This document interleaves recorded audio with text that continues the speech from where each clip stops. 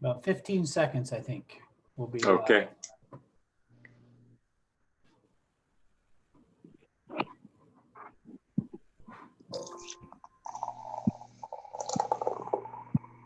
Okay, we're good to go. And Mindy, it's back to you. Awesome. Or we'll be here shortly. There we go.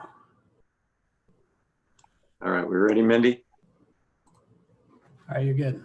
I All am right, now good. host, and I think this might be John. All right, well, we'll find out on the roll call. So welcome, good evening, everyone. My name is Tim Cassidy. I'm president of the Zionsville Board of Parks and Recreation. And this is our regular monthly meeting being held virtually due to the state's coronavirus emergency that's still in place. So still, the town is still using mostly virtual meetings. I'm going to do a call to order, roll call first, and just say aye as I call your name. Vice President John Willenberg. Aye. Wayne Bivens. Aye. Jill Peck. Aye. John Stair.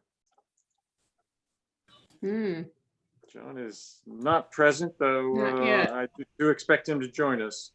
John Selovich. Here. And Aaron Bidwell. Here. All right, let me welcome Aaron. She is our new Parks Board member, appointed Monday by the school board. So welcome. We look forward to working with you on the board. So yeah, tell us a little bit about yourself and your interest in parks and what we can do to help you get acclimated, Aaron. Okay, well, I'm glad to be here. Yes, I found out on Monday. I was actually out of town visiting my parents for the first time since quarantine. So it was an exciting piece of news that I got late at night and then drove home 12 hours yesterday. So I apologize. I didn't have an opportunity to read all the documents that I was sent, but I'm excited to be here. I moved to Zionsville about 5 years ago from the Washington, D.C. area, and I consider it a great privilege to live in this town. It's a wonderful town that offers a lot of wonderful parks and recreation services already to families, so I'm excited to be part of continuing that. Great, well, thanks, welcome. And I know you've already spoken with Mindy, so she'll have all sorts of items to get to you to help orient you to the board's work. Okay, any comments on our minutes of June 10th? If not, is there a motion to approve? Oh, Roger's raising his hand. You're gonna have to unmute. Yeah, near the end of business on page 2, where it talks about the mountain bike trail designers. I think that got a little confusing because actually the bids in the second line, at the end of the second line, if we just cross out park board meeting, because the bids were to be opened at an outdoor bid opening on June 24th, which I think occurred. Mm-hmm. And then with a week for the architect's recommendations, which we now have. So Okay, so just strike out park board meeting and publicly at an outdoor bid opening. Any more comments or corrections? If not, is there a motion to approve the June 10th meeting minutes? Make a motion to approve the minutes. I second. And I think that was member Wallenberg making the motion, member Bivens seconding. Again, we do roll call votes because of our because we're here telecommuting here. So say aye if in favor. Wallenberg. Aye. Bivens. Aye. Pack. Jill Peck. Did we lose Jill? No, I forgot. I was muted. Aye. Oh. He's an aye. All right. John Selovich. Aye. John Stair, are you there? I'm here. Aye. There he is. All right. John Stair has checked into the meeting. Thank you. Aaron Bidwell. Aye. Motion approving the June 10th minutes is unanimously approved. This is the time in our agenda for public presentation. So Is there anyone out there in the public who would like to make a presentation or otherwise provide comments to your your Parks Board? I would say as do well. not see anything. Yep, I'm seeing no hands or asks. All right, and we'll move on. I would say to any member of the public, if you are having difficulty tuning in or getting the sort of connection you would like, you could call the IT expert, Patrick Taylor, at 317-473-3509. And let me also acknowledge the presence of our interim superintendent of parks, Mindy Murdoch, who's helping us run this meeting, our council, Park Board Council, Roger Burris, and again, our IT professional and support, Patrick Taylor. Thanks for everyone being here. Let's go on to staff reports. You received in writing this month a park naturalist and a maintenance staff report. So those have been submitted. If you have questions about those, please let us know. But let's start with Mindy. And Mindy, what would you like to report this month? Sure, yeah, I'll do a little bit of a highlight. So, we weren't sure until last minute whether town hall would reopen. So I went ahead because we're just used to doing that one. And there's been a lot going on in the parks to put together a report for, for the nature center mostly, since I'm still semi-park naturalist for June, and then Dave with the maintenance for June as well. So just a few things to highlight. So as you can see, the Nature Center did reopen on June 16th was the first camp. And so you can see those. We, of course, have smaller camp sizes, and you will probably, if you did not look at the claims, there are quite a number of camp refunds. But, we still should, when all said and done, either break even or be very close by the time camp wraps up. And if you can tell, a camp that covers not just materials that we purchased for camp, which we were very careful in what we purchased this year, just because we weren't sure the number of kids or even if we could have camp. And it also covers payroll for the staff that run camp. Payroll is always usually a pretty big chunk of that one. So we're still hopeful that we will break even. If not, we have enough in our reserves that one bad summer for camp is not going to be a big issue for the Nature Center. We're just happy to be able to offer something for the families to participate in. The building also opened to the public on June 20th. You can see that we're still doing Facebook Live programs. They were moved to Fridays for the most part. And they're doing very well. And we were able to, our naturalist, Rachel Felling, did do a in-person. It was all outside. We had registration so we could keep people really small numbers, but we did do a wetland program on June 27th. So she did have 10 people participate for that one. So people are happy to be out there and see what's going on. It's not June, but unfortunately, so I know John always makes fun of my picture when I'm not on video of me holding the snake. But sadly, our little hognose snake felt ill kind of quickly. We did take him to the vet. They were not able to really do much. They really could not figure out what was wrong. And unfortunately, he actually passed away that night. So we did lose our little hognose snake at the Nature Center. So when you see my picture without the video, you'll see him in there as well. We normally in June, we would be doing Zionsville Nature Play Days. Those we have postponed until the fall. So we're hoping that we'll be able to offer them, but instead of full out canceling them, we at least shifted them. And we will probably start addressing that here, seeing how things progress in July, and reach around to our community members and see if it's something we should do or just cancel them for the year. As far as for out in the parks and our maintenance, our restrooms and the splash pad opened on Monday, so July 6th. We also, right before that, we were able to finish the there's new enclosures for Porta Johns at Heritage Trail Park, as well as Nancy Burton. So if you're out and if you haven't been along the rail trail, they're very nice. We got some nice signs on there, and we're hoping that Amanda with the town will do a little bit of a Facebook post so people know that they are there and they're a new feature to have. Let's see. We also did an upgrade on the fountains, both at Lincoln Park as well as Elm Street Green.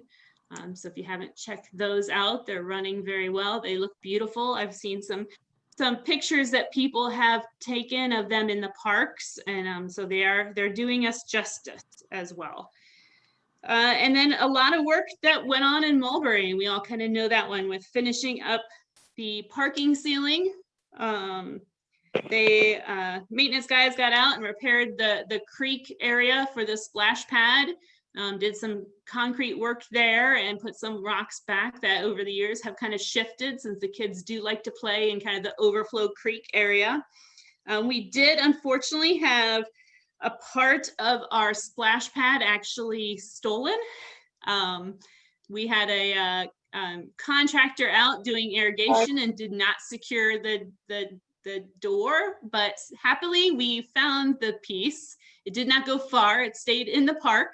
I think people decided it was probably not something to try to drag home with them, and they did abandon it. So that piece is back and the splash pad is up and operational. And I know me and Dave both attended the 4th of July fireworks at Mulberry, and the park looked beautiful. So, and then of course also the skate park is done.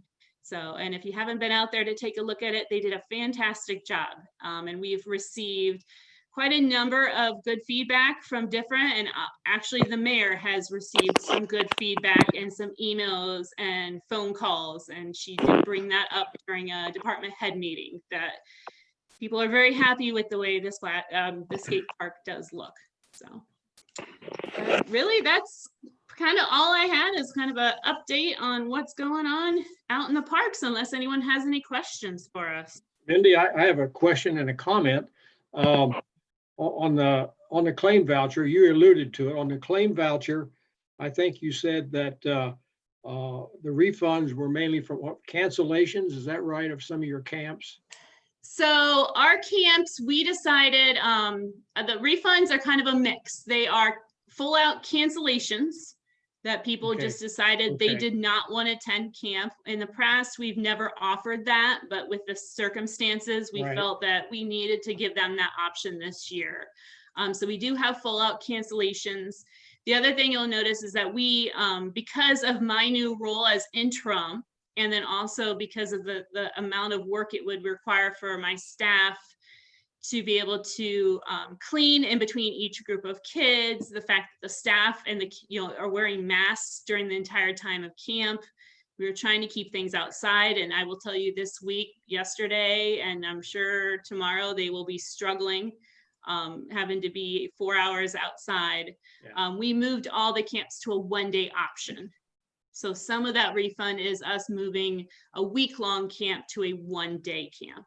Okay. But we did offer to families when I put together a refund form, and on that form, we did ask if they would be interested in donating any part of their refund to the Nature Center for future programming.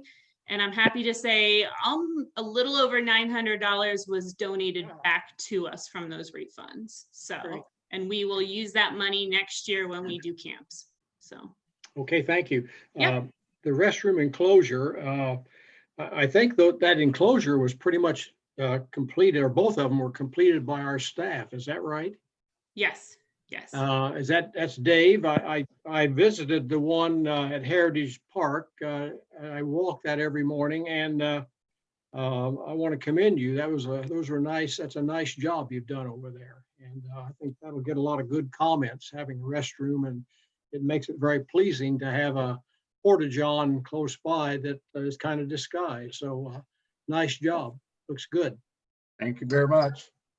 Yeah, great. I want to commend our whole staff. Mindy, you've been doing double duty, so thank you so much for all that you've been doing. And as we try to reopen, and what stage are we in? 4.5 right now. So the ebbs and flows of reopening have been very, very difficult, as well as adding new playgrounds and getting everything up and running. So the maintenance staff has especially been busy. Luckily, we got them fully staffed up about 6 weeks ago. So they've been doing a slam bang job. And they also, this was the one near and dear to my heart, is that the pedestrian bridge at Turkeyfoot Park is now open for pedestrian use only. And we do have plans that were just submitted last week by the engineers, how we could, and some cost estimates on how how we can get that back to potentially emergency vehicle load rated for that pedestrian bridge. So Dave's going to be, Dave, are you there? We're going to come to you pretty soon. You've got 2 out of the 3 items of new business. Are you on board? Are you connected with us, Dave? Our Yes, I'm director? connected. I'm on Okay. board. Great. I'm Well, ready. I All will right, say well, we'll one thing before we move on, and this you kind of hit the nail right there, Tim. So with the reopening, and as far as I will say, except for really some hours and not be able to do programming at the nature center, I would say parks are 100% operational. Golf course is flying, and I know Mike is on as an attendee because he has something he'll present a little bit later. But one thing we did have noticed is that because of COVID, we are having to clean all of our facilities daily. So that includes playgrounds, splash pad, and all the restrooms, really any touch points that people are on. I was able to, I had a part-timer with the nature center that was not going to be with us this summer. So she was not put on actually the schedule, and unfortunately her research position she was going to have did fall through.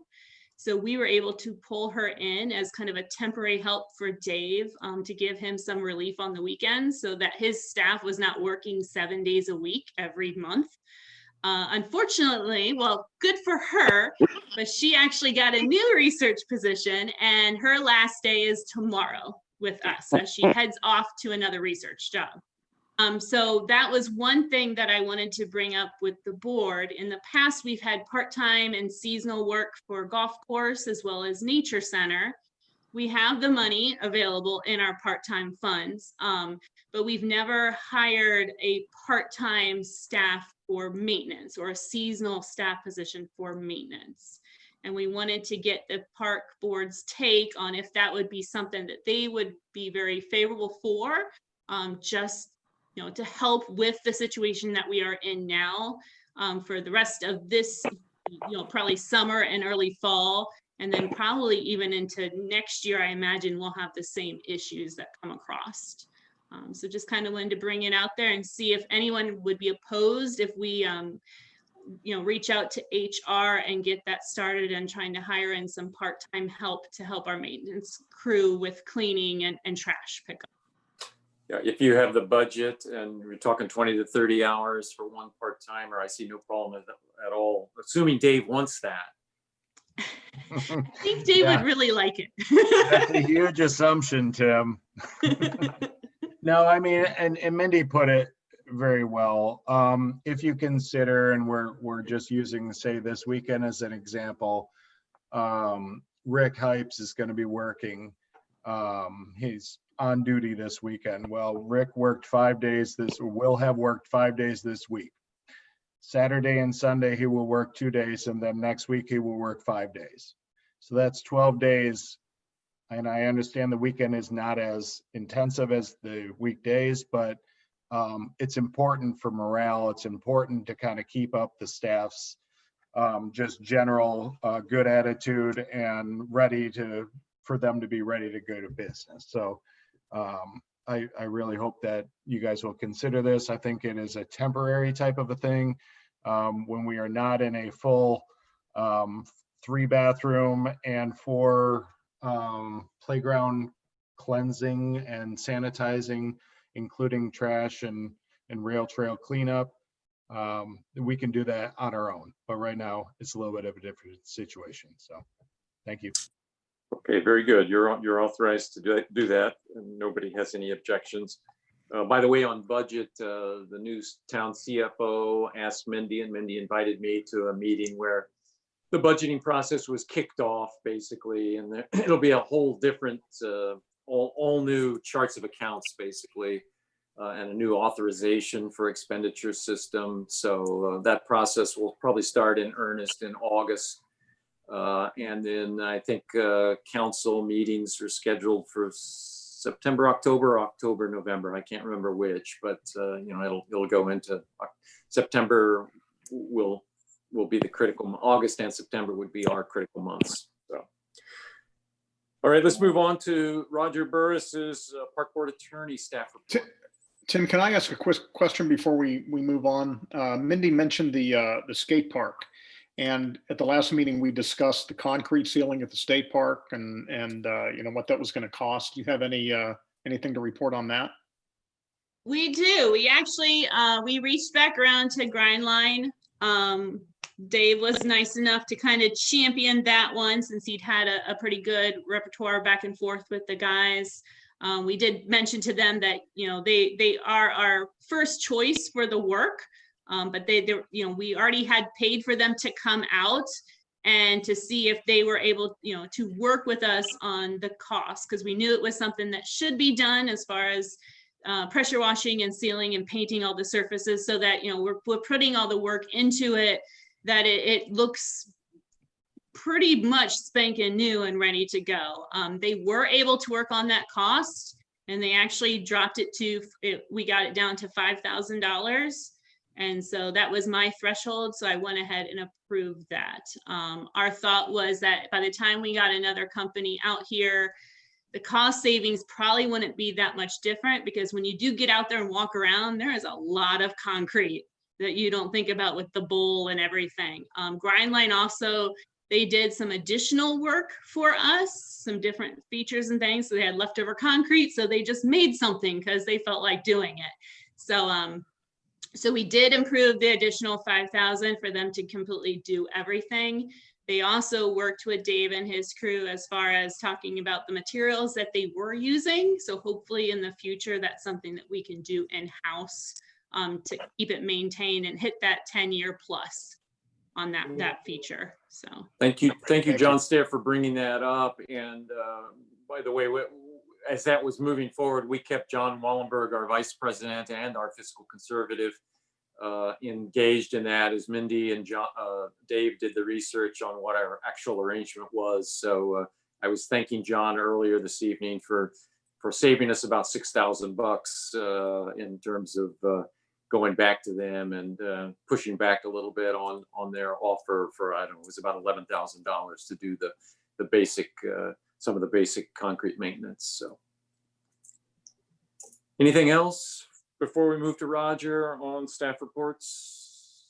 All right, let's move on to Roger Burris. Okay, I know we have a big agenda tonight, so to keep this fairly short. Mindy and I are working on the park impact fee re-engagement situation, and got more information on that, and I think we're heading in the right direction. On the Holiday Road vacation situation, I sent everybody some information on that. Got some good comments back. The plan is to have a meeting of the Holiday Farms developer and the Holiday family and county attorney in order to keep that moving forward. Considerations there, but we're just working through those. On the, I know Tricia will be talking about the Overly Warman Park, but Tricia and I were out there yesterday checking out the parking area that the developer is putting in for us, which will be small, but certainly be designed with the potential to be expanded. And that work seemed to be going pretty well. That's also kind of holding up some other things regarding the transfer of that property to us. So we're hoping to get that wrapped up by the end of July. And on land acquisition projects, I also met with Mr. Notarani and his attorney in order to work through some of the issues there, and that was very positive. So we're hoping that that can be resolved pretty quickly.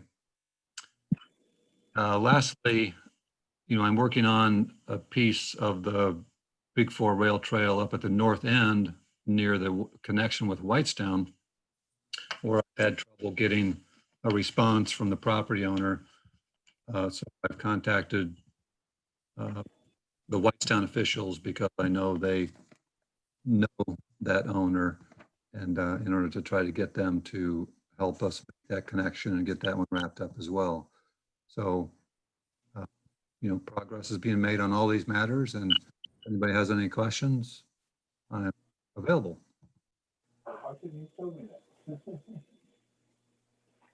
Questions, anyone? It's a lot on his plate. Oh, one last comment regarding our new members. We've got this pamphlet that I think usually goes to new park board members called How to Be a Good Park Board Member or something like that. And I think I loaned mine to John Stair. And Indeed, I have it. Next time we all get together, I'll hand it back to you. I have it in my file. actually, if you want to give it to Aaron or Well, we can work that out, sure. or John. Absolutely. But also, Mindy, that's something we should probably, order some of those and have those on hand. We've had a bit of turnover lately in the park board, so that would be good to have. Thank you. Great, then let's move on to new business. And let me ask our Director of Maintenance, Dave Moliterno. You've got the next two items. You've got some information on a new park tractor and lawnmower that you've provided us, as well as a quote for sewer repair at the Zion Nature Center. Take it away, Dave. All right. Yeah, so does everyone have at least in front of them, if not have had an opportunity to take a look at some of the bids that were submitted for the new, or the quotes for the new tractor and a new lawnmower?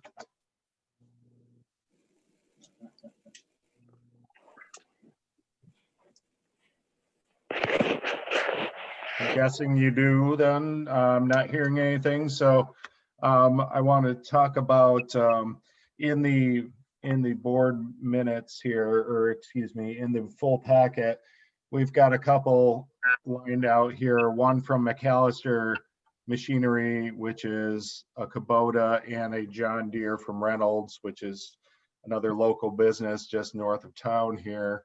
I've looked at them. I've been in contact with both of them, been to the locations, actually went up to Lebanon Parks and Recreation and talked to the park staff there, was able to drive the one of the John Deeres and then drove one of the Kubotas down in Indianapolis. So I've had a good hands-on experience with him.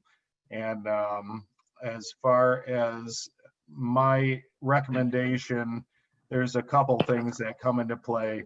Obviously, trying to be fiscally responsible with the monies that we have set aside for this, in addition to the fact that, right now, John Deere is a product that is unavailable for 4 to 5 months because of production, which is a COVID-based thing with import taxes and tariffs. And our Kubota, which is about $5,000 less, and we will get a little more of a machine out of that, is going to be available, for, once it's all built up in a couple weeks. So my recommendation on the maintenance tractor, which will include what's called a grapple, which is a front attachment that can pick up brush or trees. Think of it kind of like a hair clip type of thing, where it can just clamp down on anything and pick it up. It's going to be very good for our staff so that we're not having to lift heavy logs or dual lift. It's going to save some backs and hopefully some injuries. It's also going to have a front bucket, and we've looked at a couple other types of implements for them, but there's a forks set up for both of them, and that was included in both of the pricing. So all three had the same different implements. The forks or the pallet forks is an essential function for us in the parks, because right now the streets department has a tractor that they have to put up and put a new set of forks on it every time they have to unload some of our deliveries. And there's not always someone there to utilize that piece of equipment.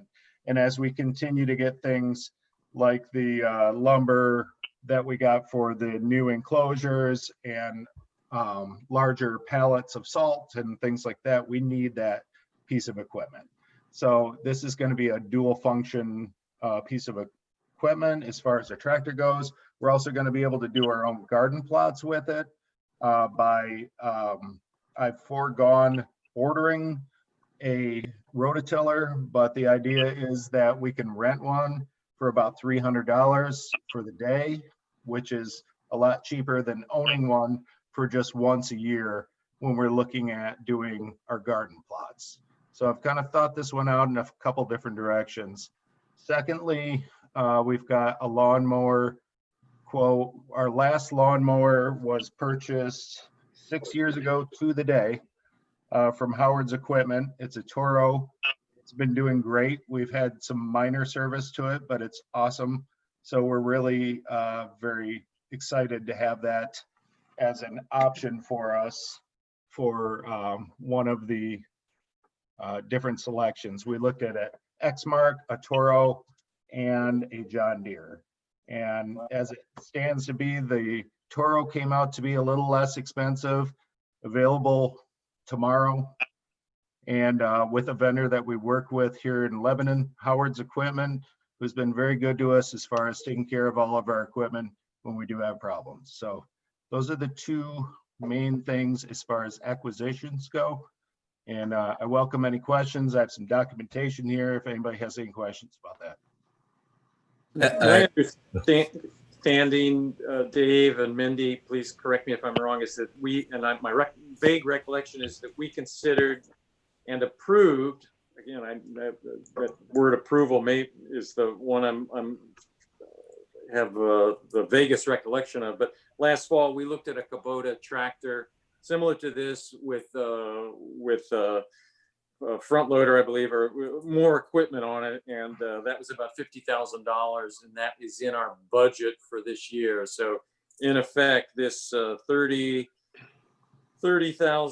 for the newly configured Kubota. I understand it's a new model number, but comparable to what we looked at last fall, and the $8,600 for the lawnmower is really in lieu of what we looked at and thought favorably of, or maybe even approved at $50,000 last year. That's true, Tim. And just to be clear on the Kubota, it's around $34,892. So when you combine the two, we're certainly below the 50,000 total.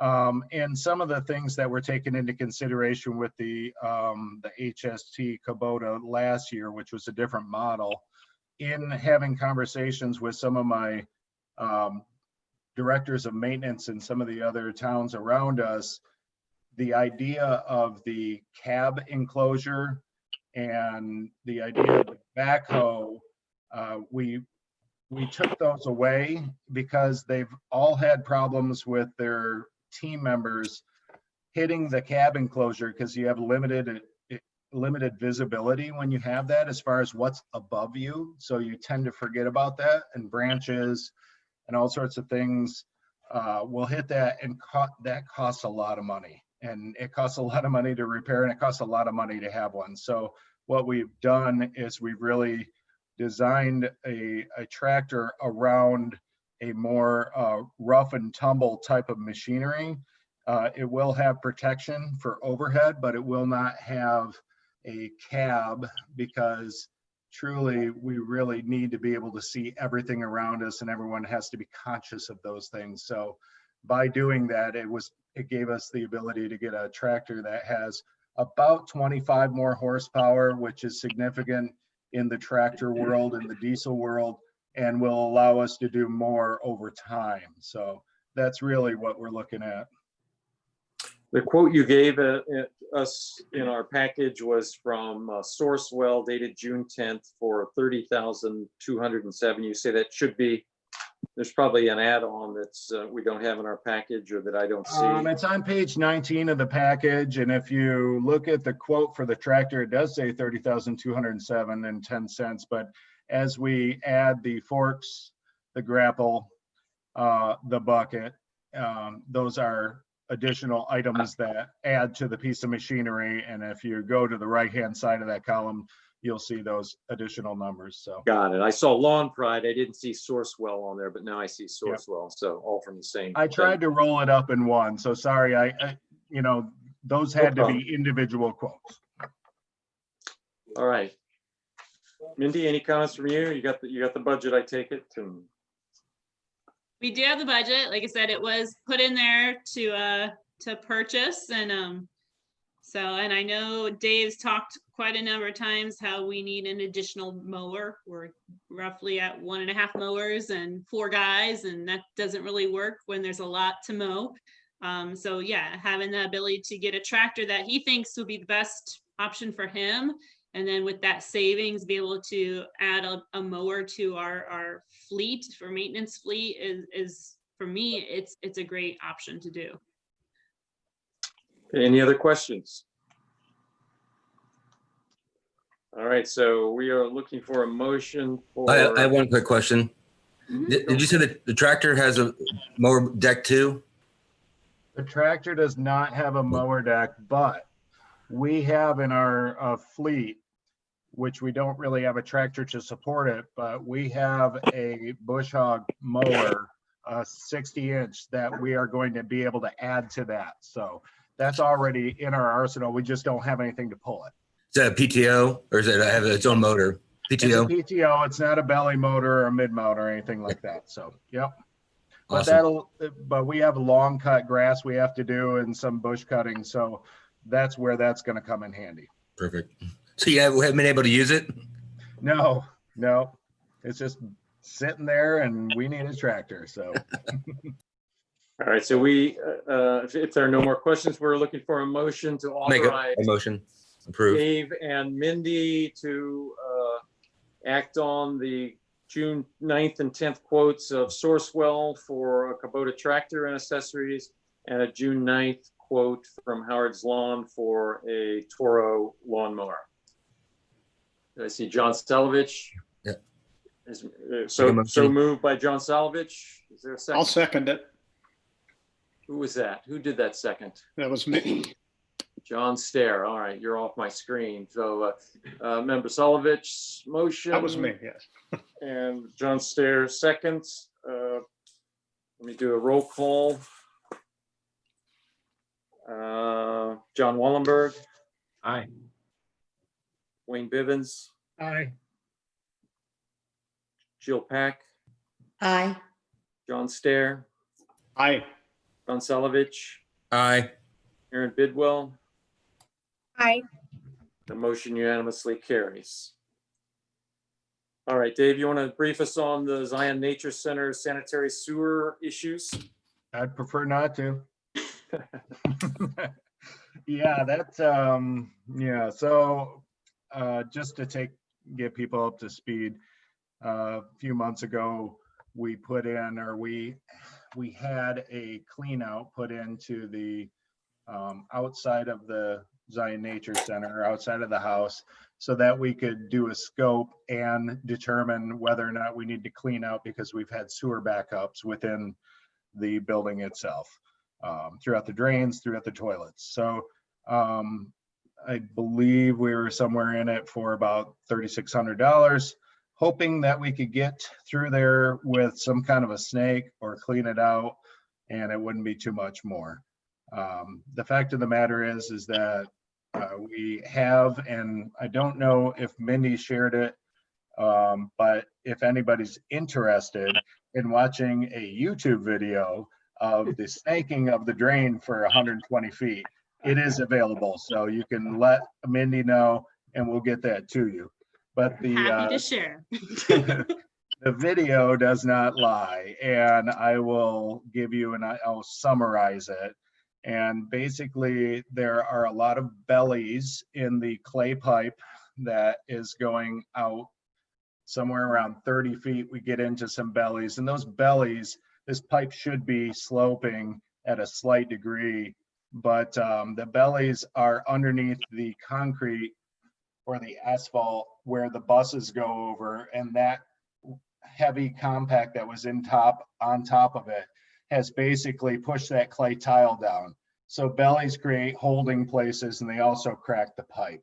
So we've got infiltration from roots mainly, and then we have these spots in there that are holding solids.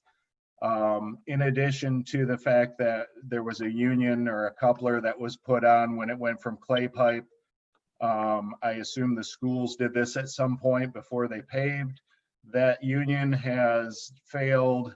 It is now, the fiberglass pipe or the PVC pipe is now about 3 inches below the clay pipe. So we have infiltration of groundwater that comes into that as well. So we have a true failed system outside of that up until 120 feet, and they couldn't get any farther. The estimate for that, gosh, I'm seeing if I can find that, $68,000. Now, what that includes is having to take out the sidewalk, having to rip up the parking lot, and then obviously to repair those things afterwards, but to excavate all that all the way to the main. It's a big deal, and it's something that, you know, right now, and I don't want to necessarily put my opinion in there so much, but Mindy could probably attest, but we're getting away with not repairing that by limiting our use a little bit. We understand that this is a school property that we're being allowed to use. So certainly the board has to take a look at some of those things. I'm here just to kind of let you know about the facts and the findings. So quite a expenditure to get that up to snuff when we don't know what, you know, the school wants to do with this property over time. So those are the facts. So timely that our school appointee, Aaron Bidwell, is now on board. And yeah, this is about three, you know, if you thought the fair market rental value of that house is $2,000 to $3,000 a month, then you're looking at, this is 3 or 4 years rental worth. Aaron, we don't pay any rent, but we maintain it and repair roofs and do things that other tenants don't do. And there's a history behind it. There's a favor that we did schools long ago that also is involved in the quid pro quo. But occasionally the schools is kind of, you know, we may want that back someday.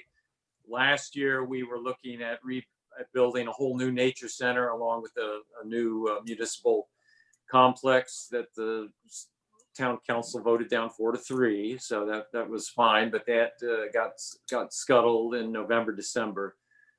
So we have an issue here. So I've got my own, but any questions for Dave first before I tell you what, What was was there a repair amount? What was the repair amount? I'm sorry. $68,000. Yes. I'll make a comment that I had to replace a sewer lateral at my parents' house, which was probably about 100 feet, and, you know, maybe not as big a line, and it certainly was just underground. It wasn't under a parking lot or a sidewalk. But I got one estimate, which was like $8,000. I got a second opinion, and the second estimate was $2,500. So I think it's one of those situations where it pays to get multiple bids. If we and decide that this is something that we have to deal with. Secondly, I think it'd be good to discuss this with the town wastewater department, just to get their input. Maybe you've already done that, Dave. Yeah, so I've talked with the wastewater department, and you know, we're really dealing with a couple things here. We're dealing with opening up the parking lot and the properties of the schools. So if we don't rest everything on the $68,000 and assume that, and this was one quote, understand this was a quote from the people that did the initial work and while they were out there in scoping. So this was kind of just in time for the board meeting. I will get other quotes for this so that we can make sure that we're within the ballpark and make educated decisions about this. But by tearing up that parking lot, there's going to be some repair work that needs to be done. And again, it may not be that much at 68,000, but it is a bigger deal. And we do have to consider where the schools are at and the being expeditious with it as well. So I will do my due diligence and get some other quotes so that the board has a good range of repair on it. And I can also share that scope work that is on YouTube with some of the other companies that will be taking a look at it. So as far as you had a second part to your question, I'm sorry, Roger. Talking to the wastewater department. Okay, so the wastewater department will not replace the line in there. They will be happy to jet lines for us and do things like that. They can, we could also theoretically work with the street department to unearth, because we do have equipment to do this. That would certainly require, Lance's team to take a look at that. But I think we need to understand basically what we want to do with it before we talk to the departments about opening it up. Understanding that there's a variable cost in there. Let's say 68 is the top. I have no idea. I haven't got the other quotes yet, but we need to kind of understand what we think is our fiscal responsibility for this project. So Will there be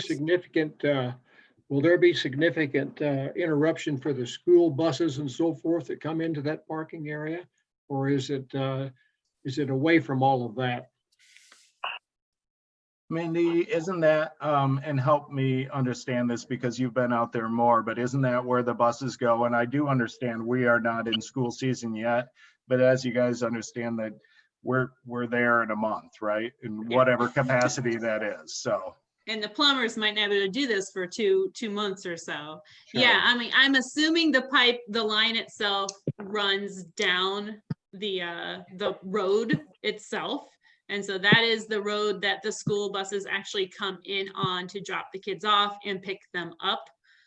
So regardless of what we do need to reach out to the school, because there will be a period of time that they will not be able to access as it's being torn up and laid back down. And so we'd have to coordinate with the school as far as when we'd be able to even do that work itself. It may be something that would be like during a break or something of that. But yeah, I mean, it's right where the buses drop and unload and pick up. It's right where they use their playground kind of thing. And at the same time, it would also cut the nature center off as far as any visitors be able to reach us because of the access road. Okay, so again, remember, this is a joint problem of schools and us. We are, a tenant. We're trying to be an extraordinarily conscientious tenant by looking into this, but it's a joint problem that we have. So Dave's going to get at least 2 more quotes, and then if Mindy and Dave, again, because of the sensitivity of the whole relationship, long-term relationship, and the use of our nature center, Dave and Mindy need to stay closely aligned, find out, and also why don't you include Aaron as well, and find out who the proper contact is going to be at the schools to start bringing them slowly up to speed as we, get our arms around this problem. Does anyone remember how recently they've repaved that area of that school? I was not here during that time. Mindy, you may have been on site at that time. They, as far as I know, the only thing I've seen in my 6 years is they resealed everything a few years back, but I have not noticed, besides them putting in, like they did their own little, up towards the front there, they had to replace some drainage pipe. So they did tear out a section. I think that was last year. But yeah, as far as last 6 years, it's only been some sealing that has gone on. It looks pretty old. It's definitely settling, and obviously the idea of the buses going over top of it. Not that buses are an inherent problem, but if you have hard pack or hard infill, meaning like gravel and things like that over top of brittle clay pipes or hard, drain, when the weight of the buses go over, it just moves it a little bit. So the idea that when we do get it repaired, that we do what's called like a flowable fill, which it would be like sand on top of it, which would help to support and disperse the weight and keep it from, causing that problem. But I don't think anybody saw that happening when they did it. But yeah, the parking lot's probably in need of something anyway. So Okay. Yeah, I'm just wondering if we can approach it as a win-win venture with them versus Sure. just our own. Okay, thank you. Yeah, it's worth a look. I mean, if anybody is in town and they get an opportunity to go by the nature center, I mean, it's an easy, just quick drive around there and you can kind of see the condition of the lot itself. Most of the time, I think during the summer, that gate's open. Isn't that right, Mindy? Yeah. Yeah. Okay, we may need to move on now. So we got our course of action for the sanitary sewer for Zion Nature Center. Let's move on and introduce Mike Wall, our manager of the golf course. And I think he wants to give us a brief report and get approval for a couple of youth leagues for the fall. Go ahead, Mike, are you on? He is. I just moved him over.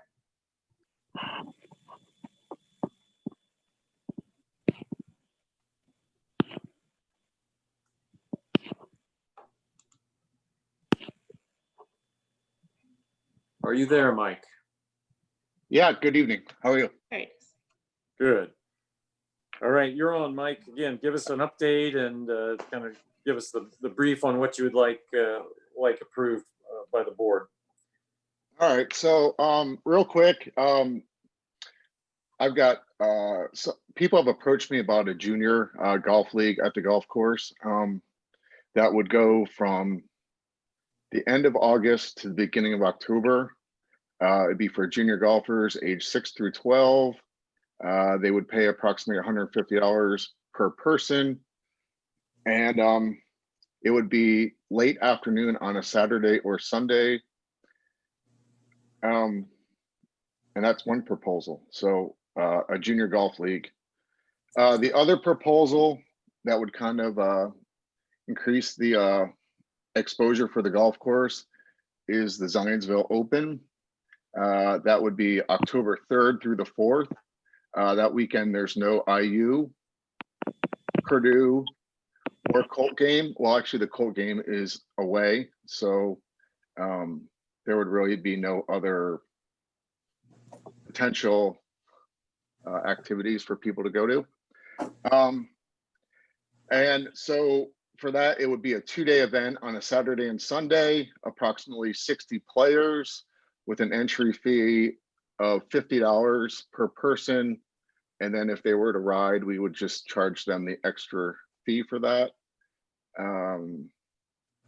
There would be a couple different divisions for the Zionsville Open, a gross division where there would be no handicap involved, and a net division where we would take approximately 70% of the person's handicap. For this, we could, since we have a partnership with the Current, we could advertise in that. There's local businesses and obviously social media and our website to get this out. So those are the two items in a nutshell.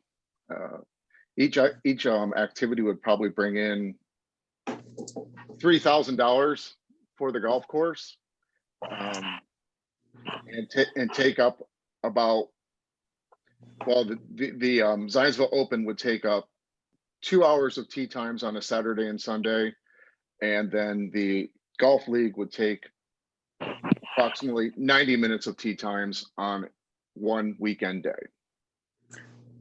So Mike, those both sound great. Is there any, given that we're in stage 4.5 of COVID, let's say we were in the same stage, is there any different processes or risks that either would involve different from our leagues that we have currently? No, there wouldn't be any differences. Yeah, I mean, our leagues are up and running right now. We actually have had one or two functions like outings already at the golf course this season. So it wouldn't really there would be no other precautions or items that we would have to alter to run these events. And because of golf, a lot of people have been coming to the golf course, and we're just trying to capitalize that. As far as these kids, fall soccer, fall football, other events may or may not happen. So something like golf is something that they are looking to explore and we can capitalize on.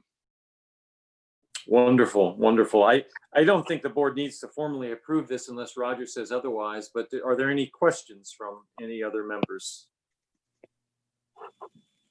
Okay, then I say go forth and do it.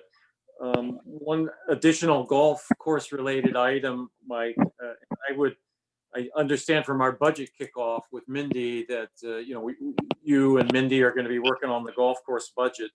As you recall, I don't know, 60 or 90 days ago, we deferred some capital expenditures on cart paths because we were forecasting that our revenues would be lower than we had originally budgeted. So I'd like Jill Pack and John Wollenberg, our sort of subcommittee on golf, to meet with you and Mindy and start working on that budget and to answer, not only to get ready for 2021 budget, but also to answer that somewhat acute question, because I think you're doing really well. Sounds like it. We have money in our budget. What should we be doing on that capital golf cart expenditures that we've deferred at present? Does that make sense, Mike? Oh yeah, it definitely makes sense. So just a quick update where the golf course stands as of today, really, because with that 4-up system, I can get right up to the minute. Through the first 48 days, we're at 100. We have revenue of over $116,000. Plus, I believe there's about $12,000 pre-COVID, so that would bring it up to $128,000 for the year, which is actually ahead of where we were last year. Last year at this time, we were at approximately I believe $98,000. So we're $30,000 potentially over that. Of course, you had a crapola weather June and May last year, and this year it's been unbelievable in terms of rain. Now the heat's probably impacting, but yeah, you guys have done wonderful this year, and obviously we're so glad to have you and the golf course as a resource for the community. No problem. Yeah, you're right. The weather has been perfect this year. Here in July, it's gotten warm, but we are still averaging over $2,000 a day for the month of July. So I don't really foresee us slowing down. The month of June, if memory serves me correct, would be the highest ever. We got approximately $77,000 in revenue for the month of June, and I believe the previous high was about $53,000. So, well, great. Yeah, and these two fall events sound both smart and fun. So, all right. Yeah, so maybe next month you can have a recommendation with Jill and John included on what to do about your cart paths. Sure. No problem. Any other questions on the golf course? All right, then let's move on to old business. And our first item under old business is our Starkey Park Trail 3 stair replacement alternative analysis that I'm going to introduce Ryan King of Butler, Ferriman, and Seifert. And Ryan, let's turn it over to you. And I think you may have a couple of colleagues that you might want to introduce, or we'd like to look at some alternatives we have to our old stairs in the meadow under the power line in Starkey Park. Take it away, Ryan. All right, thank you, Tim. Like you said, I'm Ryan King. I'm a landscape architect with Butler, Fairman, Seifert. Also on the call is Alan Hammersley. He's a professional engineer and also the manager of our Parks and Greenways department. And we've both been involved in this project for approximately a year. And some quick background on how we got here is that we were hired to assist the town in the replacement of the existing timber treads that were a Eagle Scout project, I believe, underneath the power lines along the SP3 trail. And the initial goals of the original scope were to solicit quotes from manufacturers to replace the timber treads with a metal galvanized structure that would match the staircase that is currently on, I believe it's the SP1 trail in the woods near that area. Our next goal then would be to solicit quotes for a contractor to install them. And as part of that process, we focused on matching the existing staircase that's on the SP1 trail. And that was our original project scope. In addition to matching that, there is a stockpile of metal treads that were left over from that first project that was requested we incorporate into this new design. So the quotes that the town received, I believe it was in October of last year, for that staircase included the use of those existing treads. We, BFNS, received and reviewed and made a recommendation on those quotes for a metal staircase to be manufactured and delivered to Zionsville. It was around that time we were informed that there were some concerns with those materials by park users, especially those who had dogs on the trails, some issues going up and down those stairs. So we were put on hold to see what the town would prefer our new direction to be as far as the replacement goes. Since we only solicited quotes to match the existing staircase, we were put on hold because we weren't sure anymore if that's the direction that the town wanted to go. So in March of this year, we were informed that an analysis report of multiple options would be a good idea to kind of explore what may or may not be possible in the replacement of the timber treads. So that's the report that I believe everyone should have a copy of as a part of their packet. And what we focused on was a mixture of materials that would give us different tread options that would be more user-friendly and match the aesthetics of a nature park. And in that report, those alternatives are broken down with the base option is the first one being the quote that was solicited last year that would match the existing staircase. And then along with that, the alternatives have cost and range for materials with a breakdown on pages 8 and 9 with some comparative analysis charts. So what we're here tonight for is to really answer any questions that the board has regarding the report, any questions about how we came to these conclusions or these alternatives. I'd be happy to answer those. And then any other questions raised as to how we got here or what next steps might be.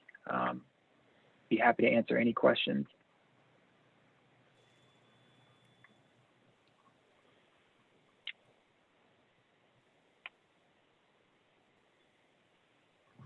I have one question on the old metal stair treads that you referred to. Are those going to be part of it? I don't have that quote in front of me. It's in the computer someplace, but were you able to include the old tread or the old metal stairs that couldn't be used?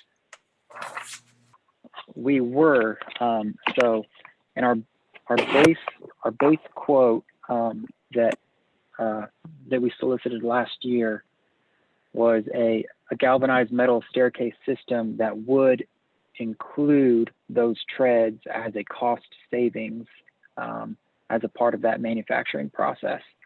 And then that new staircase structure would be manufactured so that the existing treads would just be installed on site when it was delivered.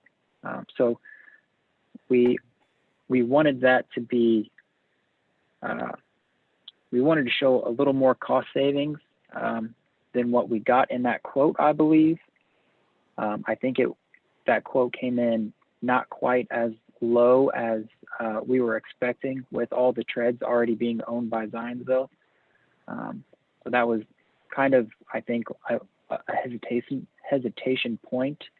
But on another option, let's see, on option number 4, that alternate would be a timber wood structure built on site with stringers supporting those existing metal treads as the walking surface.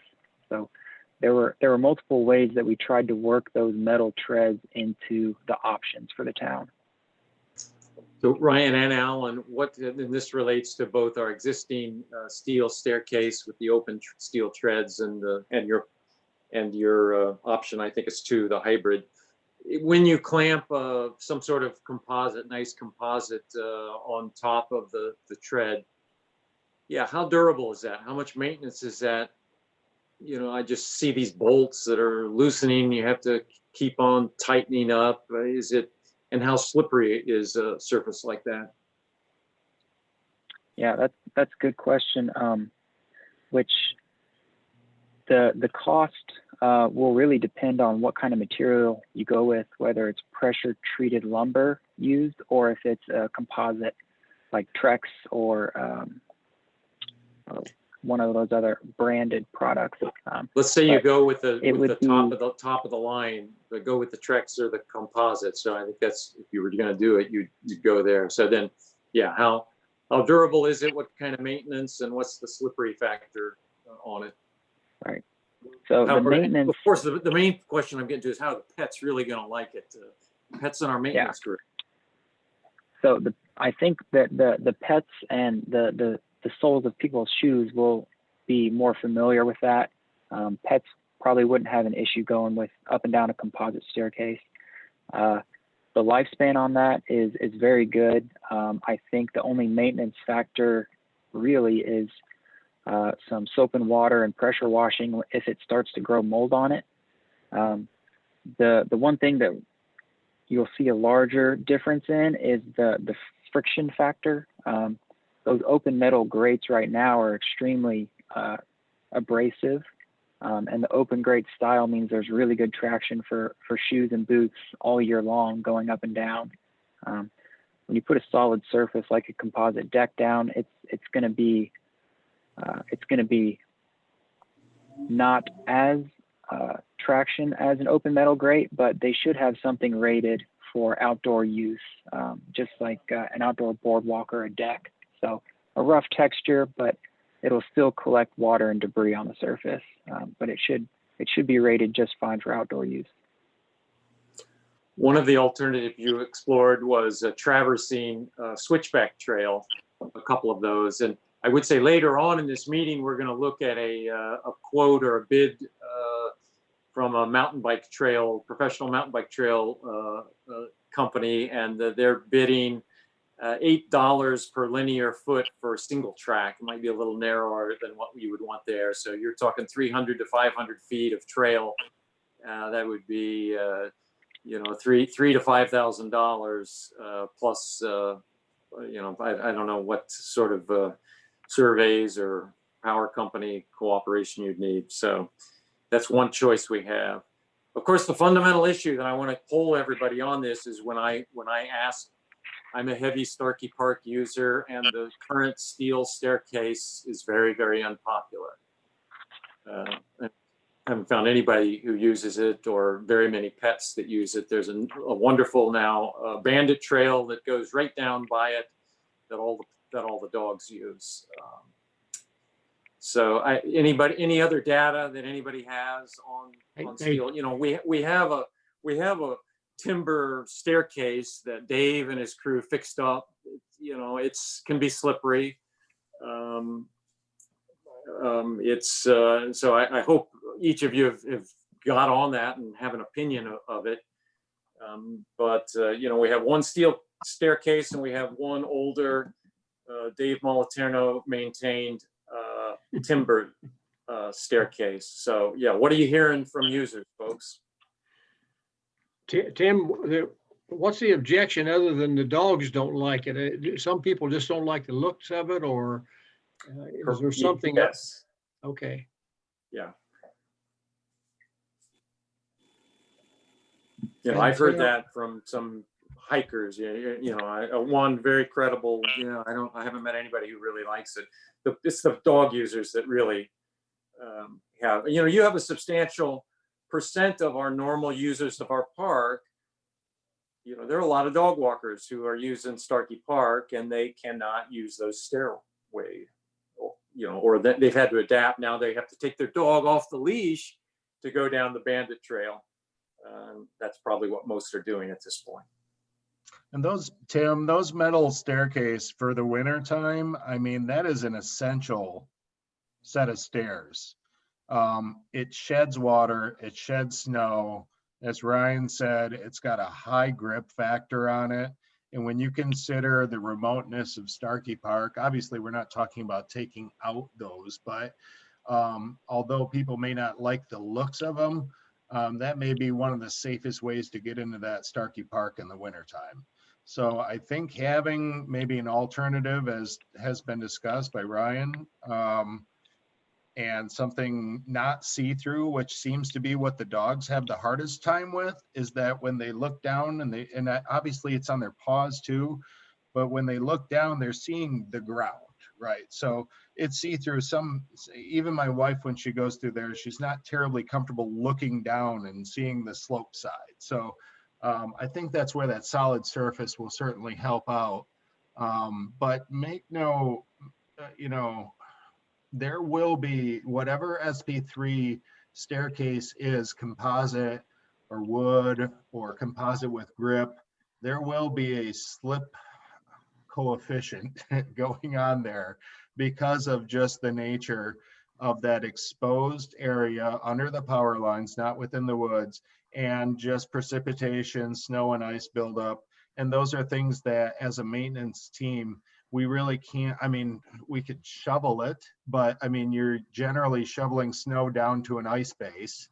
We're not throwing salt and solvents out there, and we can't heat them. So, you know, I think that I think the SP3 trail is going to be, and staircase is going to be a great, probably 10 months out of the year staircase. And that's better than what we have right now. Especially with the just basic improvements we've tried to do, but that's got to happen soon, I would think. And I like the idea of a composite on there from a maintenance standpoint, Ryan. I like that concept. Any other feedback or comments people have received? As far as the composite, I've had it on my deck. I replaced the cedar boards 20 years ago. They're like, power wash it and they're like brand new. I mean, I've not, yeah, you're going to slip on about anything, but even when it was mossy, it was not slippery, you know, even when it got wet, not like the cedar was. So it's good stuff. So.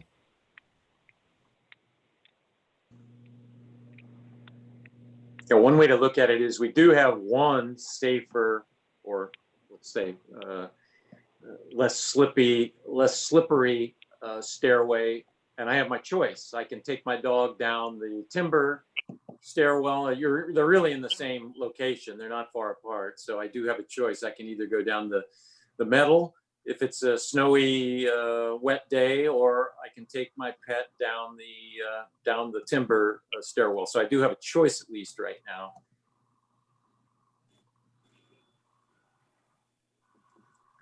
I agree with that, Tim. I think that one of the worst things that we could do is, build the same thing that we have already. Those things are within a stone's throw of one another, and if people do have the choice to use one or the other, I think that's a good outcome.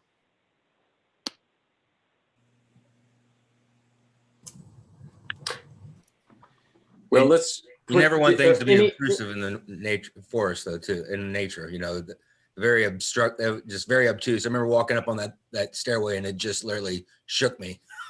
Like, not a fan of that kind of stuff in the nature. So maybe Ryan, what I can't, it seems like I asked this once upon a time, but I don't remember the answer. And that is having a big engineered structure in the power line right away. What special issues does that create?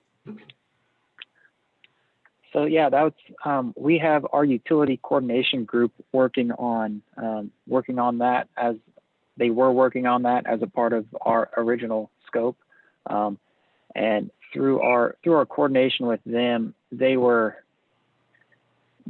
didn't have any issues with the structure going in, with the town's understanding that if they needed to access their towers or lines at any time, they would be subject to removal. So there's always a risk for that when you do any permanent structure in a large easement like this. But I think the chances of that happening were communicated to us as being fairly low. In addition to that, though, with putting a large metal structure under these very high voltage lines, there was going to be some very specific grounding and wiring details that were going to be needed in case one of those lines came down and came into contact with that structure. That being said, that's as far as we got in those conversations before our scope changed. So we know that there's going to be additional work to be done in the utility coordination area of this before anything happens, whether it's a staircase made out of metal or a wooden structure or a trail or what. Okay, any other questions for our guests? Yeah, I actually, one of the options was the switchback. Instead of putting the steps in, doing a switchback trail, or an alternative of rerouting the trail completely. Is that off the table? Where are we on that? No, that's not off the table. So, I mean, Mindy, Okay. I mean, I guess Ryan, I didn't really understand the difference between the two. Yeah. But I think there's basically you can get a switchback trail that traverses down to 40 or 50 or 55 feet. And it's going to be 300 to 500 feet long. And you have to professionally build, it's got to be nice and wide. And Yeah. But it's definitely that's an option, Jill. Now that would be somewhat similar to the connector over to the rail trail, where the boardwalk turns 180 degrees and goes back and forth 4 or 5 times in one centralized location. That's what we referring to by a switchback. The other option, the other trail option we had is finding some route where we could take an on-grade trail and try to follow the contours from down below to up to the top. One of the things, the more we've looked into that, there is no straightforward, easy to identify route that gets you from the bottom to the top on ground. It would take some more investigation and looking into it to try to find that kind of route to get you from down below where the stairs drop or end up now back up to the parking lot. It's that same ridge, a very steep ridge, is all across that area, as you well aware, which is why the other set of stairs is there. So trying to find a way without going through the middle of the woods and and taking Well, down trees that no one wants to take down. Did you look at going through the woods that are east of there? So, I mean, to make the traverse line a lot longer? That would be one of our options. We were hoping when we first talked to you about this before, and those were the last two options we're going to look at in addition to the stairs, was we were hoping to find from the GIS and other information we could get to find that route. We're trying to find more GIS information literally as of today to see if we can identify that. We think it's going to take literally a topographic survey to really define and find that one route that would let us do it. And it still might involve significant fill and cut, excavation, clearing of trees, that sort of thing, in an area which I'm assuming you'd prefer not to. That would make getting down to all these trails more accessible to everyone, eliminating the need for having two stair systems, a choice of either one. But we have not been able to, we don't feel like we have the information in front of us yet that would allow us to do that. I honestly think it would take a survey of this area to really come up with a good solution to that. I will throw in, from a perspective of as naturalists that has led programs down in there, as of right now, I would say leave the metal stairs as they are. They do have some benefits to them. They also have some disadvantages. There are people that just do not like them. I will also say that, I don't look down when I'm using them, but it's nice to have a sturdy set of stairs that I know that I'm not going to slip. They're not going to pitch. But I really do think that we need to look at what, really focusing on replacing what we do have in the meadow. The benefit of the meadow is that, you're right out there in the open. So if we do decide to, instead of going into the route of metal, because metal under power lines, I don't care how much you ground them, it kind of freaks me out. Just the thought of I'm going to be on a metal staircase and I'm under some high voltage. But if we did a wood structure, but then looked at doing a composite on top to allow for that longevity, anywhere that, it'd be sitting flat and could absorb water, I think that would be a great option to look at. I think it would fit in the aesthetics of the park itself. It would allow for park users to easily go up and down. And if they, and once dog walkers or runners, I think, usually once they find a set of stairs they like, they're going to stick to that one. But then we have the second option that, in the middle of winter, if they've had a lot of snow, you're not going to be able to look through them anyway.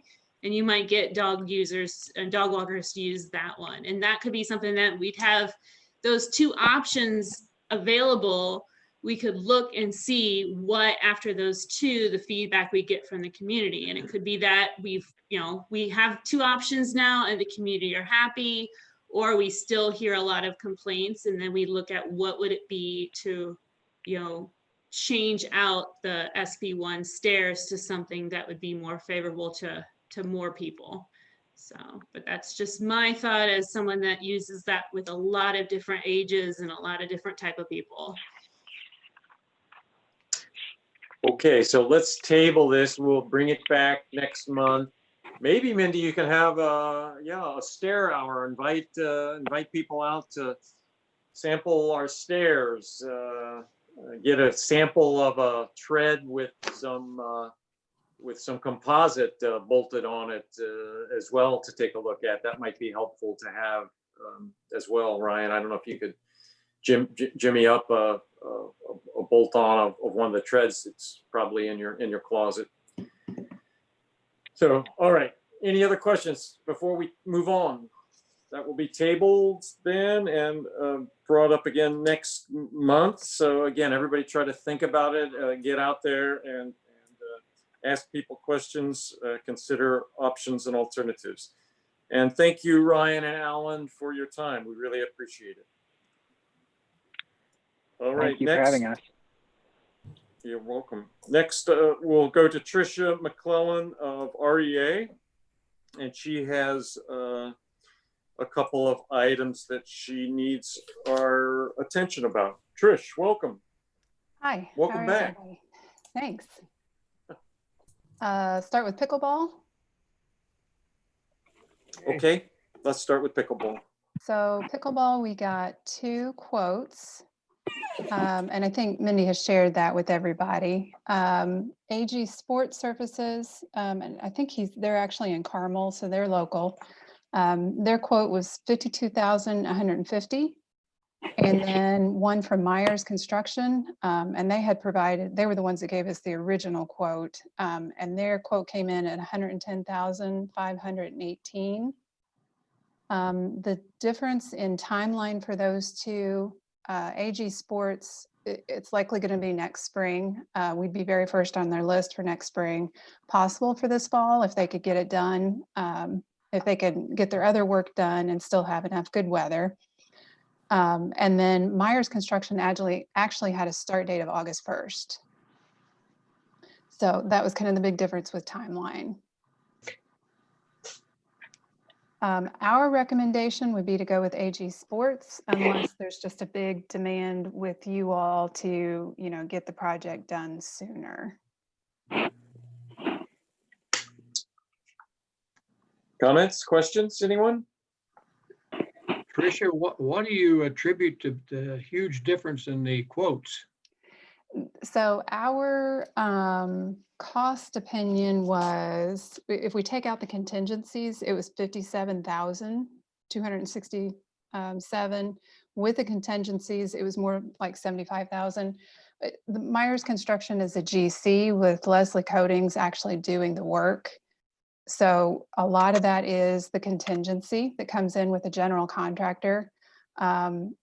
A project like this really needs to be done by somebody like AG Sports or Leslie Coatings without the GC. It's just a simple project.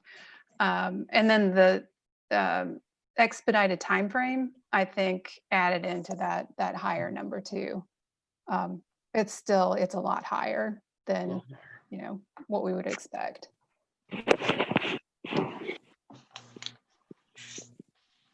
Seems like a easy decision.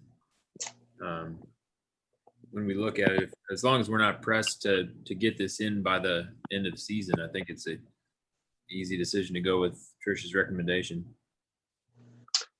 All right, is that a motion, John Wallenberg? It will be a motion. All right, it's not Rebecca Wallenberg. Interesting. Oh, sorry, I forgot to change the name. All right. I second. Who was that? I second Bivens. Wayne Bivens. So Member Wallenberg moves to accept the quotes as submitted in our package. Member Bivens seconds. Let's do a roll call.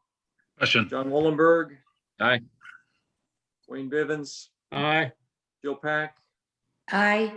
John Stair. Aye. John Selovich. Aye. Aaron Bidwell. Aye. Motion unanimously passes. All right, next, Tricia. Tim, hang on. Oh. Tim, I know you're anxious to keep this thing moving, but you might want to entertain discussion before voting on a motion. But I just have a comment for Tricia that, some of the terms in AG's proposal are not consistent with municipal contracting. So we'll want to point those out to them and make sure they understand that the terms can be modified. We don't pay half down. We can't do that. We can only pay for services rendered after they've been done. One of the biggest ones. So we'll have to determine, who's providing the contract for that work and make sure we've covered things. That'd be for Tricia and I to follow up on. Okay, thank you. Yeah, sorry, we kind of got the cart before the horse there, but we had the discussion beforehand. All right, Tricia, on to the Overly Warman.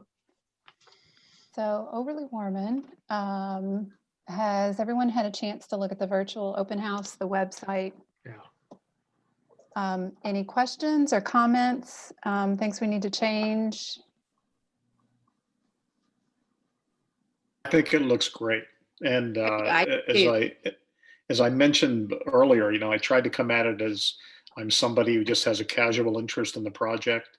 And I think it answered any questions I would have. John Salowich talked about entries to the park, and maybe that wasn't as clear as it could otherwise be. But I think what is going to go in there, how it's going to go in there, and where it's going to fit in the topography of Zionsville is pretty clear and pretty evident, and it's efficient, and it just is really laid out very well. So congratulations on a job well done. Oh, good. Thank you. Any other questions about the virtual open house? Is that ready to turn on as It is soon as ready. Yes, I need to get the closed captioning on the videos, just in case someone, hearing impaired wants to watch them. So I will get that done tomorrow, and we can go live tomorrow. So Mindy, will you contact Amanda? And she has a press release ready to go as soon as we tell her yay. Yes, once Trisha lets me know that everything is on there and ready, I will reach out to Amanda and we will get that out. And we'll also probably put out a newsletter, park newsletter to all of so people know to log in. Yep. Yeah, this is a huge plus for Zionsville and parks. So yeah, get the word out. It's everybody. Tell your family and friends to go to, what is it? Is it overlywarmanpark.org or whatever the .com. .com. Yes. Hey, We also Tricia, have an, Can I ask a quick question? Those Yes. survey questions, is that going to be ongoing, or are you going to turn that off at a certain date in the future? How will that work? we had planned to turn it off after about a month, but a lot of them are geared towards, future improvements and what you would like to see. So I'll leave that up to you guys of how long you want to leave that up and running. We will want to at some point kind of take an assessment, to see the results that we've received at a certain point. But then, yeah, it's up to you if you want to keep the survey live. When the survey questions go away, the videos will still be available, that people can still watch the videos to get that information. Because I personally liked how there were just a few questions embedded as you worked your way through the site versus, one long survey at the end. It kind of helped navigate, if you will. So I like the questions in there.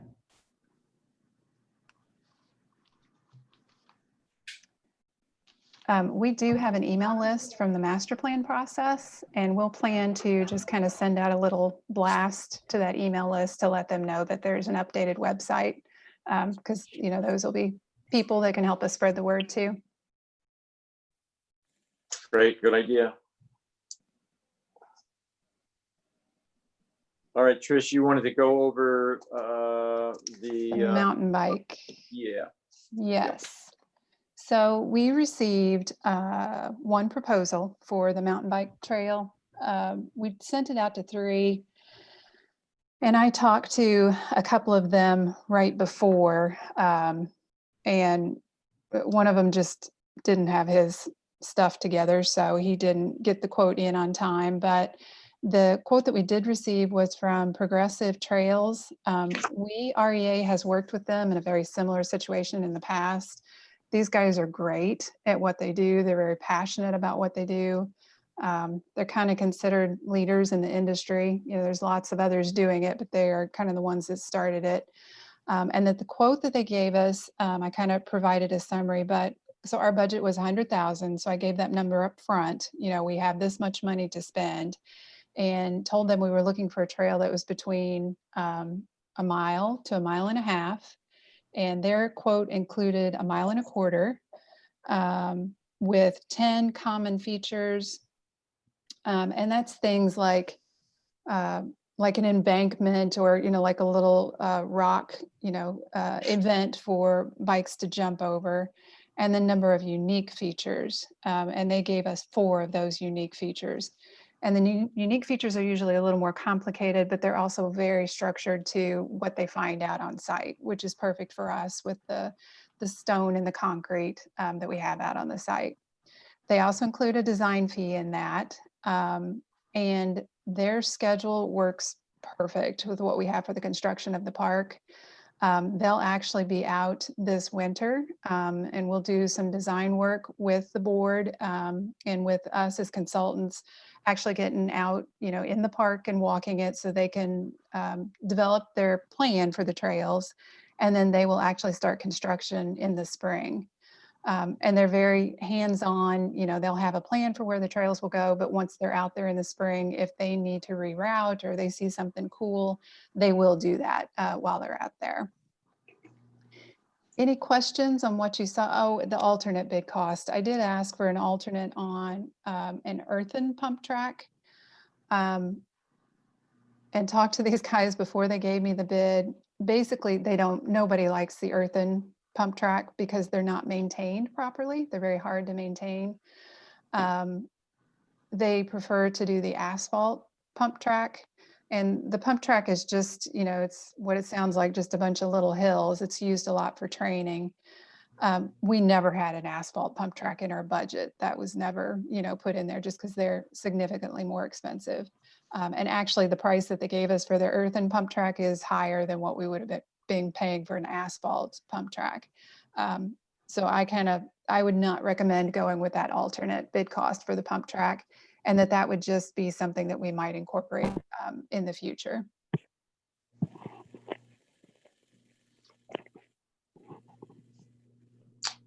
Any questions? Again, timing with again, we haven't bid out the GC work for Overly Warman Park, but this is intended to sort of run in parallel with the major construction that will be going on all around the area where the mountain bike trails go. Is that correct, Tricia? Did I characterize that correctly? Yep, that's correct. Yeah, and these guys are very familiar, very accustomed to dealing with that condition too. Is there any concern that we only have one bid? Not from us. We've seen with the other project that we've seen, it's a good price compared to the other projects that we have seen. And we did only send it out to 3. We're required to send it out to 3, and we just wanted to be sure we were sending it to 3 that we knew were qualified and would do a good job. Where's Progressive from, Tricia? Arkansas. They're in Fayetteville, which is like the epicenter of mountain biking right now. There's all sorts of Walton money going into national world-class mountain bike facilities there. They used to be, Woody is the principal, so he's famous in mountain bike building circles. I don't know him. I've never worked with Progressive, so this is all third hand. But they used to be in North Carolina, and then I don't know when they moved to Fayetteville. But again, there's lots and lots going on out in that region right now. The way it works, once they start construction, they essentially just stay here, and they work dawn to dusk, sometimes even more than that, to get the project done. And that's all included in that fee. About 15 years ago, my son, who was then 18 years old, was hired for the summer to build trail at Brown County State Park, and they just lived. They lived in the state park all summer long when they built the expert trail there. He and a couple of friends that were hired. So they're artistes, and there are some great regional. We were hoping to get a bid from one of the regional guys, but it didn't happen. So. I'm really happy with this bid. That it's who it is and the dollar amount. So that was pleasing. We need to take action on this tonight. Yes, we're being asked. We don't. Yeah, we should get in the queue. I think get this going. Is that right, Trish? I don't, there's no reason to wait a month. There may not be the death of the project if we wait in a month, but I think the idea is to get this rolling. Yeah, it wouldn't be. So just to reiterate, this will be a contract between the town and the design build, just like, what it will be when you hire the GC for the rest of the park. But yeah, I would I think it would be good to get on their books as soon as we can, just to be sure we reserve that time from them.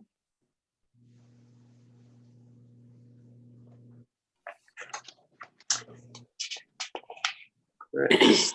A motion to have Mindy in consultation with Roger, Trish, and me if I need it, signature-wise, to move forward with this proposed contract or accept this proposed quote from Progressive Trail Design.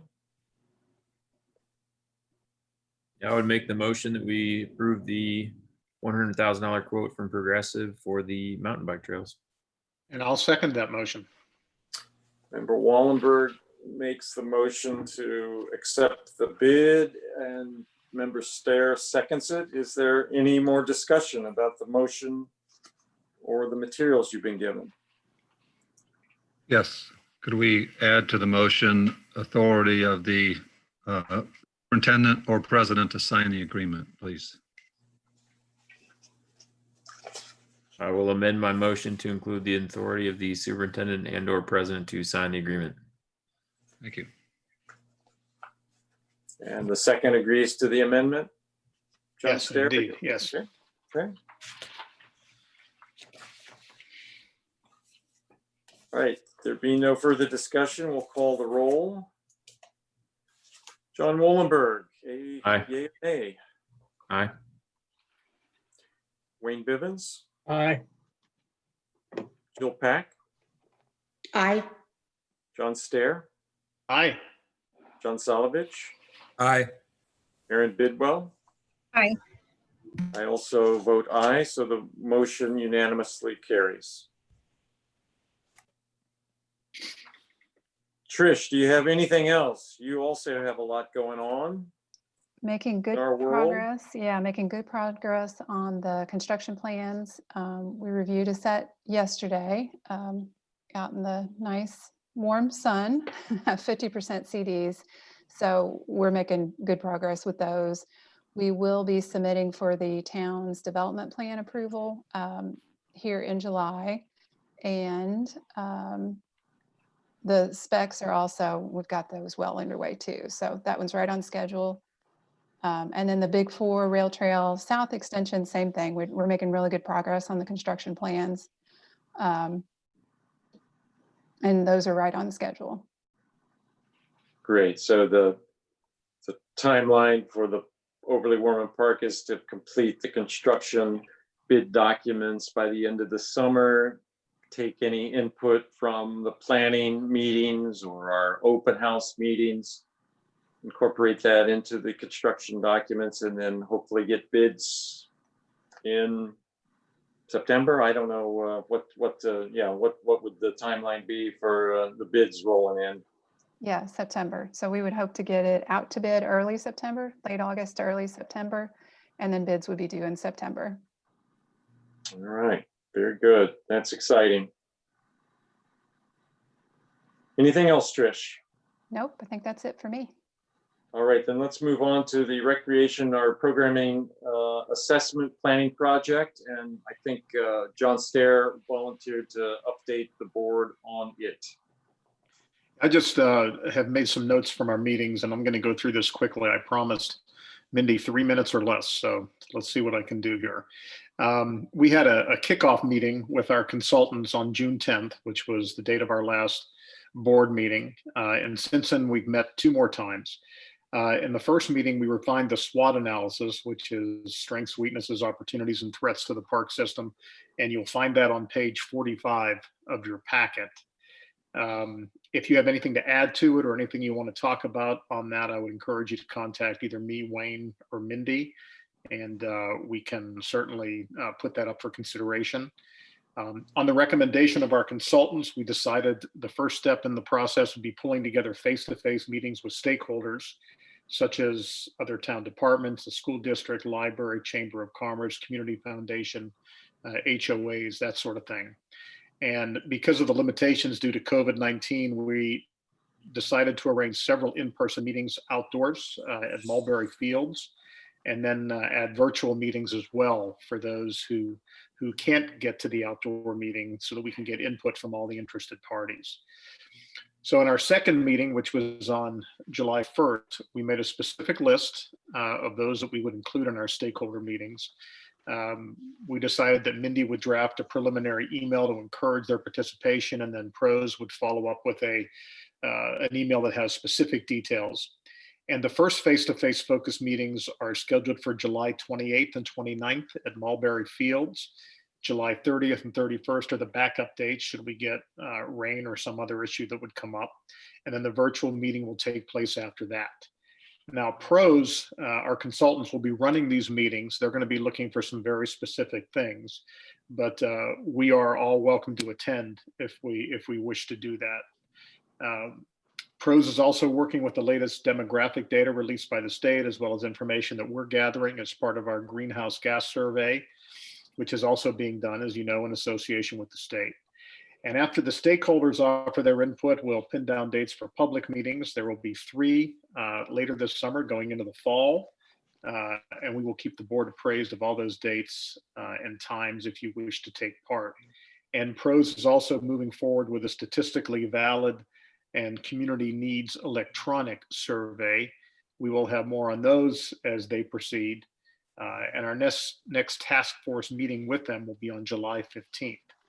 But one thing we want to emphasize is that while Wayne and I are the Parks Board members engaged in this process, it's not like there are any state secrets here. If you want to know any more at any time, by all means, just ask us, and we will be reporting regularly to the full board as the process proceeds. So does anybody have any questions about that? I can actually add some more to that one. I'll keep it under 3, I promise. Actually, I'll try to get it in a couple minutes here. So I did have a phone call this morning with Austin and Nicole, and talked about a little bit more about those focus groups and those what they're calling the public forums. So we will be looking at putting together in-person focus groups for the most part, using Zoom as a backup, just in case we do have bad weather or people are unable to attend.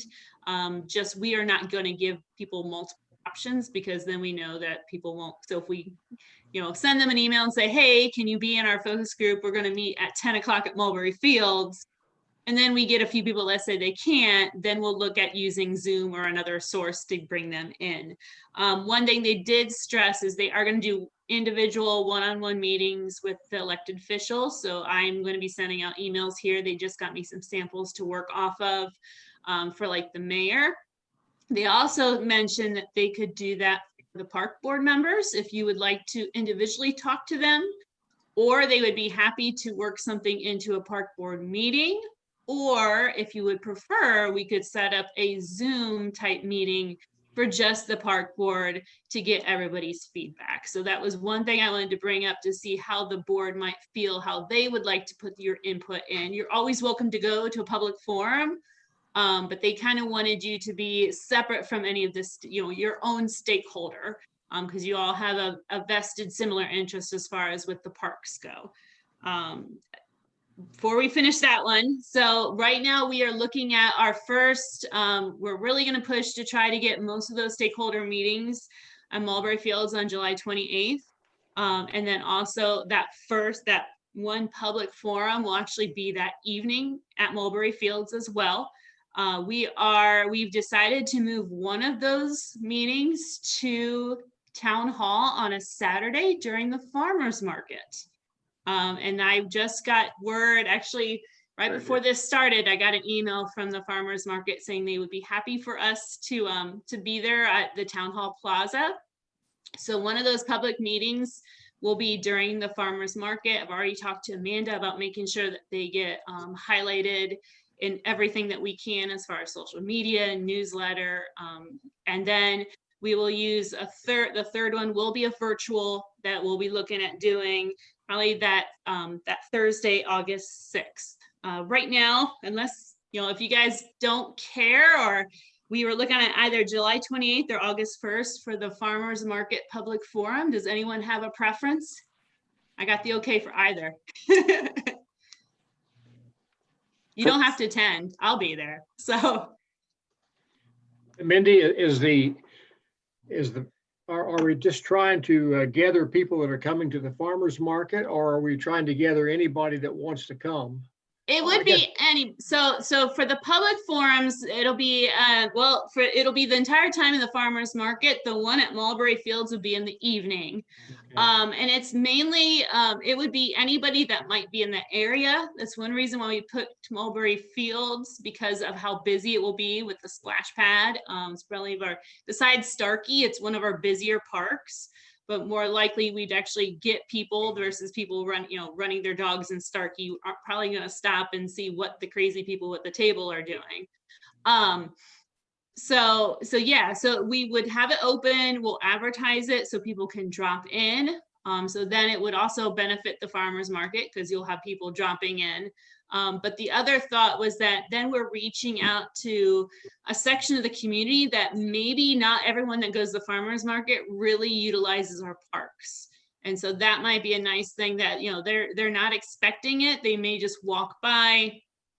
They might want to take an interest on what's going on, and we may get some good feedback of maybe why people aren't using the parks. What more could we offer for them that they would want to use the park?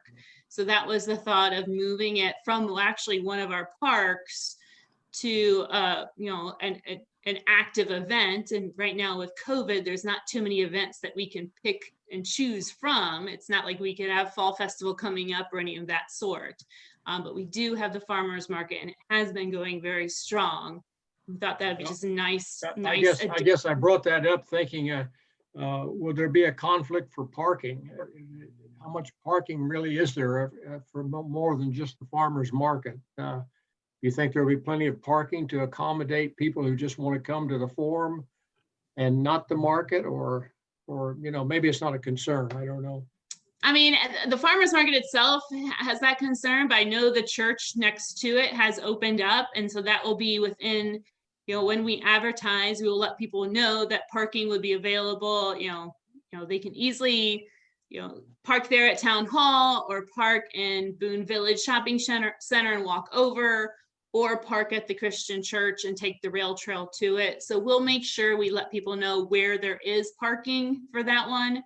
And like I said, we picked Mulberry because we know that there's plenty of parking available, that I don't think, even if it was a very busy day, that we would not be able to have parking for people at Mulberry. Okay. So. And I just want to emphasize to everybody again that, we're not expected to be saying anything or to lead any of these groups. The consultants are going to be doing that. We're just there to observe and hopefully learn some things from what people have to say. So let me reiterate Mindy's question. When would we like to have our brains picked as a board? I take it would be a minimum 1 hour. Right. So it'd be either if you individually would like to talk, and if some of you would prefer that, just let me know. I mean, you don't have to say it right here and there, but if you would prefer to have your own individual time with the consultants, just drop me an email and I'm happy to make that, let them know your wishes. But yeah, the thought would be either we add it as for the next board meeting, or we look at just a time that might work for everyone to have a Zoom hour-long meeting where, as the board yourself, you have a chance to say what you need to. So we would have to publicly notice, Roger, correct me if I'm wrong, I think if more than 3 of us get together, we have to publicly notice it. So it'd probably be easier to add an hour to our August 12th meeting, frankly, unless we wanted to notice a separate meeting for the whole board. I mean, again, you're giving us individual options, that's great, but any thoughts, comments, preferences? If there's a time that we can all get together outside of a meeting, I mean, to add another hour to a regular board meeting sounds like a lot. I know it does, but I don't. If there's a dedicated time that we can get together, I think that might be better. We have to publicly notice it though. So, I mean, we can do that. Yeah, is that difficult to do? Yeah, Mindy and Roger, is that difficult to do? Oh, not too hard at all. All right. just like to say that I think the farmer's market thing is a great idea. I would also suggest doing it the July 25th date because the August 1st date will be the weekend before school starts, whatever that looks like. So I think people will probably have their minds on other things. So doing it July 25th might be, a better reception. I agree. And when do we want to get together again as a board? Evening, Probably. Wednesday evening, July 29th? I don't know. We actually have 5 weeks before our next meeting.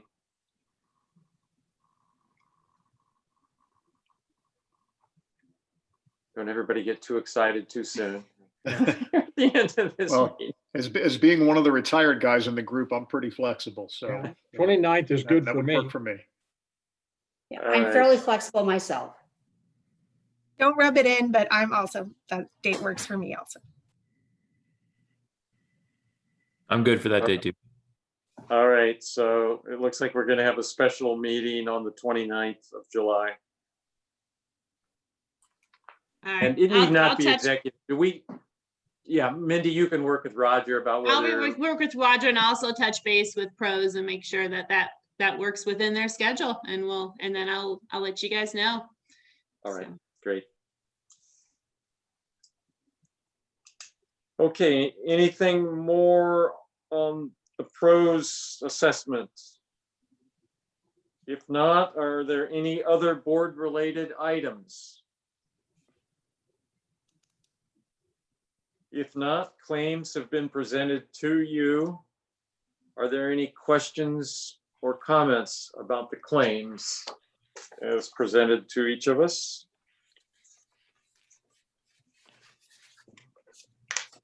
If not, is there a motion to approve the claims as submitted?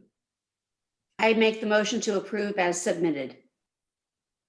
Member Pack makes the motion. A second, please. A second, John Member Slavich. Solovich seconds. Any more discussion? If not, we'll call the roll to approve claims as submitted. Wallenberg, Aye. Wayne Bivens, Aye. Bill Pack, Aye. John Stair, Aye. John Solovich, Aye. Aaron Bidwell. Aye. I also say aye, so unanimously approved. All right, that's the end of our meeting. Is there a motion to adjourn until our next meeting, Wednesday, August 12th, or the potential for a special meeting on Wednesday, July 29th or other day? Is there a I motion? move we adjourn. Bivens second that. moves. Third. And Stair seconds. All in favor, say aye. No roll call. Aye. Aye. Okay. All right. Thanks for your patience, everybody, and hard work. It's been a busy, busy time, and yeah, parks are doing great. So thank you all for your contributions. See you next time. Bye, Thanks. everybody. Thank you. Aye. Goodbye. Aye. Good night, everyone. Aye. Night.